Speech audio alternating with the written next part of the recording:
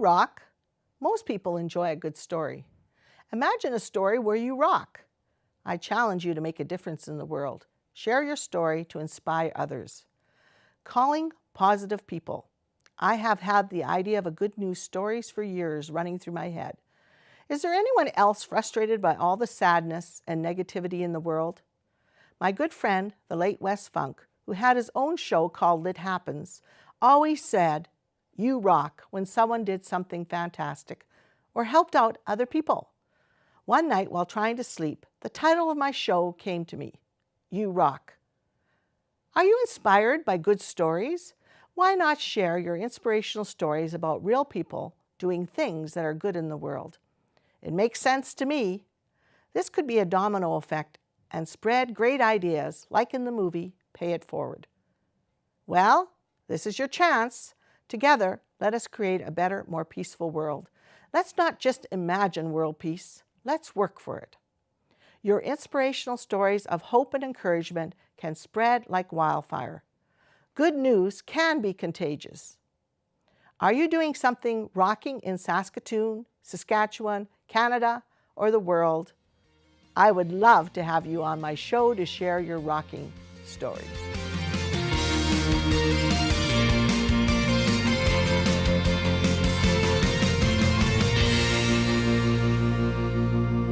We have David Prokopchuk here today with medical supplies from Ukraine.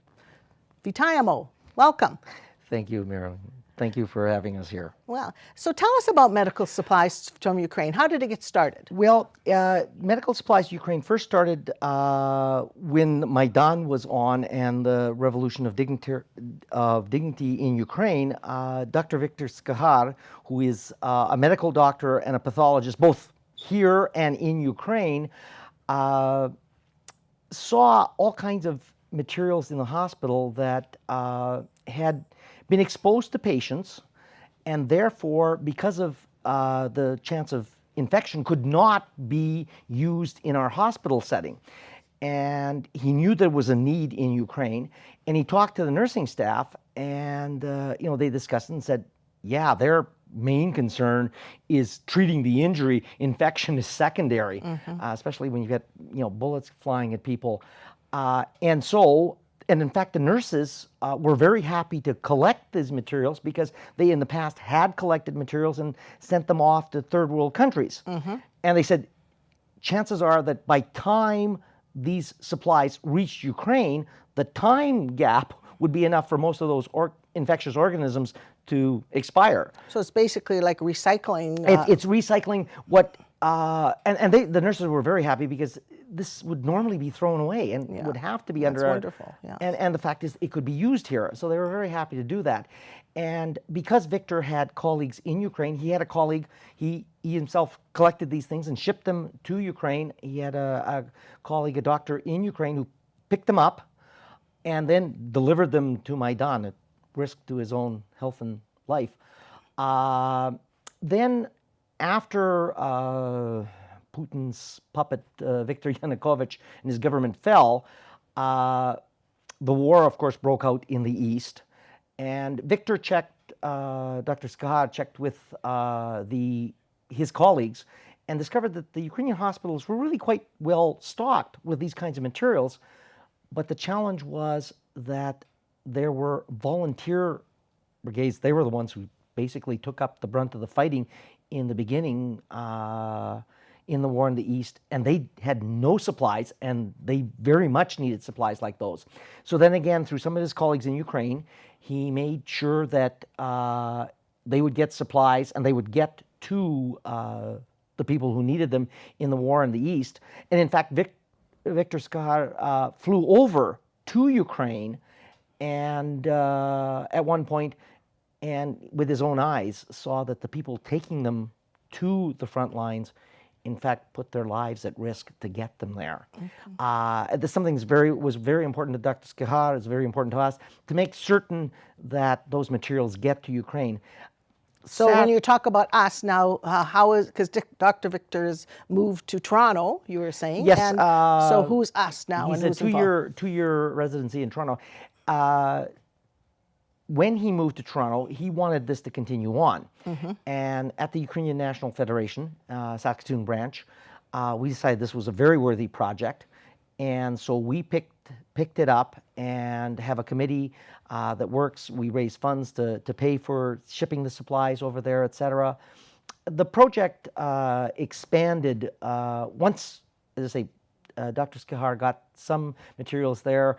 At one point in time, they even shipped a wheelchair there. Awesome. And then it became obvious that there were times when it was far more efficient to raise monies here and buy medicines in Ukraine. Now, we still send supplies, but we also do send some money to buy medicines and rehab and what have you in Ukraine. So your project's expanded. Oh, it's most certainly has. And the and Marion, I want to make sure people understand that this is not just helping soldiers in Ukraine.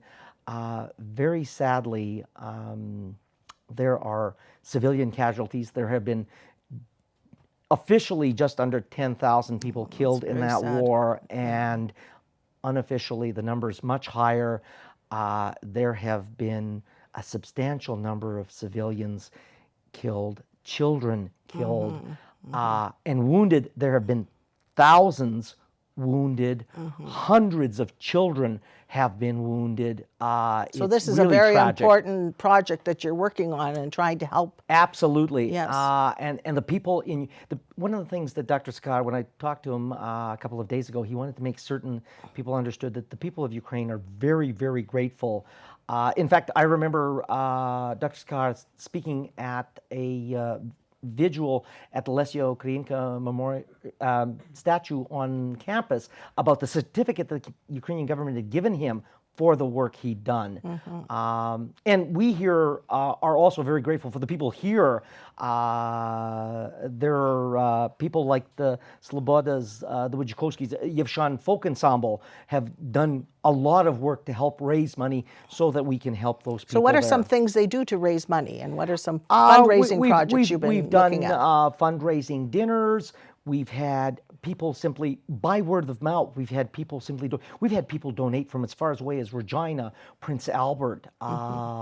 They're, you know. So this is a national project or international? No, this is a well, it's expanded from the Saskatoon project to expand to the province, because as I say, we have donors from across the province, and I'm sure that I'm not even aware of some of the places because we have a full committee that works on this.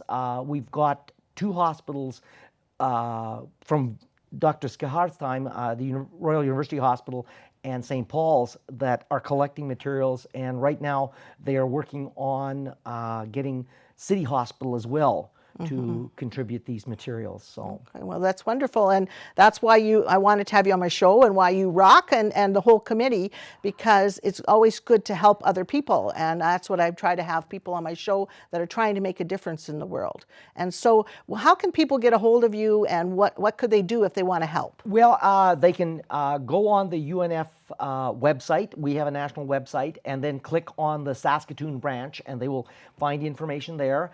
They can go on the Ukrainian National Federation Facebook page. Okay. Because the Saskatoon branch has a Facebook page, and they can go on that. Of course, they can always call me, and the good folks here at Shaw will apparently tell me that they will put up our numbers, and one of our other Roy Popish, Dr. Roy Popish, has been involved in this project as well, and Roy's number will be there. So if people want some more information or kind enough to help, we would be ever so grateful. Marion, one of the things I am humbled. I am humbled to be part of this community that has given so generously of themselves, their time, their effort, their money. It truly is humbling. That's why I love living in Saskatoon and Saskatchewan. We're known as the volunteer capital of Canada, and I know Saskatchewan people and Saskatoon people are really, really generous, not only with their money, but with their time and their effort. And that's why it's important to do things, because I believe strongly that the little things done with love can make a difference in the world. Absolutely. And, it's not just that aid.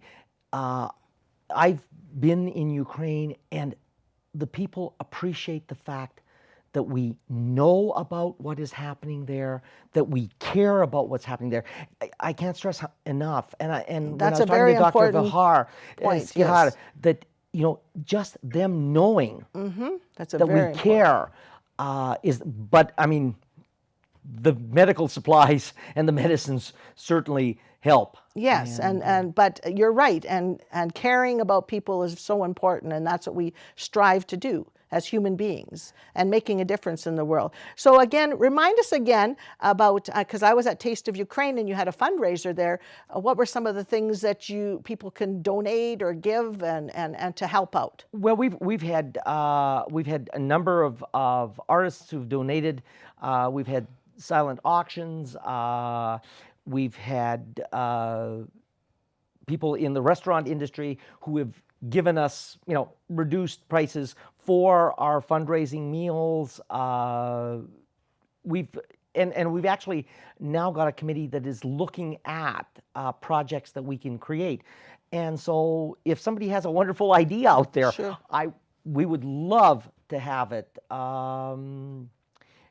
That's so important, to share ideas and to continue doing your good work, David. So just remind us again of how people can get a hold of you and how they can contact. Again, they can contact. They can go on the Ukrainian National Federation website, and we'll have a link for them. And then click on the Saskatoon branch, and information will be there: contacts, emails, mailing addresses, etc. They can go on our Facebook page, and there's some updates there as to what kinds of things are happening with the UNF and with our medical aid to Ukraine project. They can always contact me by phone, and 306-249-1700. I have an answering machine, so I would be more than happy to answer any questions they have, and if they're as kind as to want to help out in some way, I can certainly direct them in there. You'll excuse me, I'll have to go back to my notes to find Roy's phone number, but the good folks at Shaw here will give them that number as well. Well, Diaco, thank you for coming on my show and speaking about something that's near and dear to your heart and near and dear to all of our hearts, that we're making a difference in the world, and I appreciate you being here with us today. Thank you very much. And we will be back soon with Rotary and Brenda.